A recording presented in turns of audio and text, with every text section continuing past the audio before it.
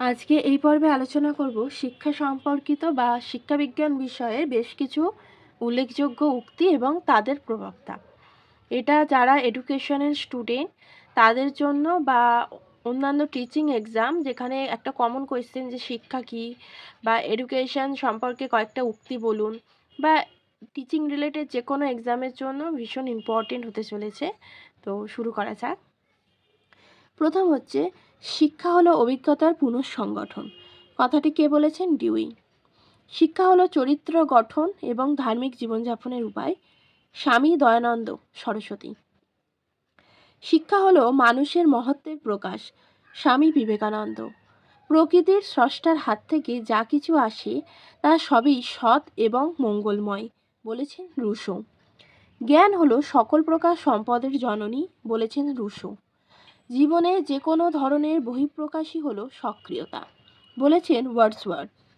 বুদ্ধি হলো বিমূর্ত চিন্তন ক্ষমতা, বলেছেন টারম্যান।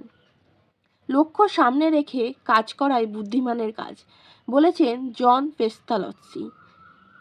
বিশেষ কোনো কাজের প্রতি ব্যক্তির যে প্রবণতা থাকে তাই হলো অনুরাগ, বলেছেন মনোবিদ লাভ।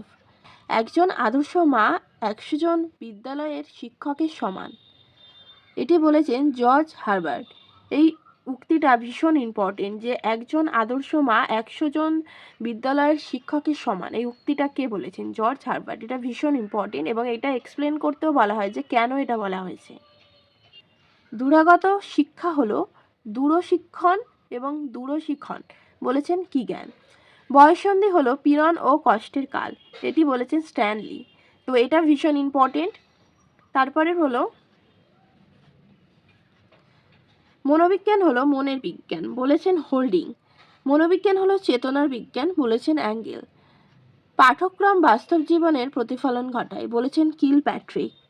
পাঠক্রম হলো মানবজাতির সামগ্রিক জ্ঞান ও অভিজ্ঞতা সুসমন্বিত রূপ, বলেছেন ফ্রয়েবেল। শিখন হলো অনুশীলন ভিত্তিক আচরণের পরিবর্তন, বলেছেন বার্নার। শিক্ষার লক্ষ্য হলো দেহ, মন ও আত্মার সর্বশ্রেষ্ঠ গুণগুলি সুসামঞ্জস্য বিকাশ সাধন, বলেছেন মহাত্মা গান্ধী। মানুষের গঠনে পরিবেশ নয় উত্তরাধিকারী মুখ্য ভূমিকা পালন করে, বলেছেন হুইগেন। তো এখানে আমি একটা আলোচনা করলাম।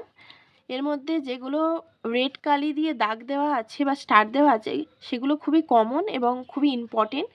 কম বেশি সমস্ত টিচিং এক্সামে এই ধরনের প্রশ্ন জিজ্ঞেস করা হয়, ইন্টারভিউতে বা রিটেনেও এই ধরনের প্রশ্ন দেওয়া হয়। আর এডুকেশনদের জন্য ভেরি ভেরি ইম্পর্টেন্ট। তো আজকে এই পর্যন্তই থাকলো। এরপরে আরও বেশ কিছু ইম্পর্টেন্ট উক্তি রয়েছে, আপনারা যদি সেগুলো জানতে চান তাহলে আমি পরে আরেকটা ভিডিও নিয়ে আসবো।